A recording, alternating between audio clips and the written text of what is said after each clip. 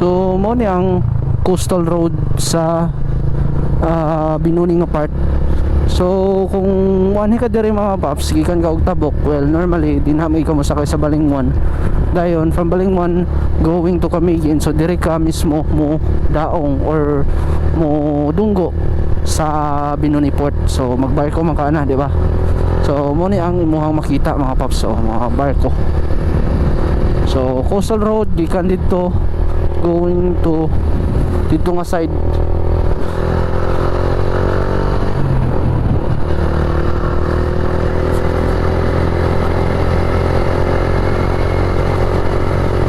Naplastar na sila karon sa una.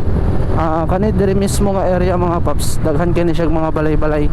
Lahos na siya padung dito. So kani na lang nabilin. Actually, ang katong mga balay nga naa diri namuyog ipang relocate na sila dito sa pikas pod nga bahin, kumbaga sa ibabaw.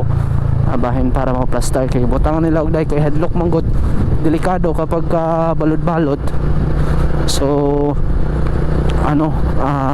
maigo ilang balay sa balod, so mo tendency nga basin niya mga disgrasya mahugmo sabay nga na, then para pod hinlo siya. So mo ni ang entrance sa Binuni, mo ni ang lang building mga kamulo pa gina construct, then exit nga side.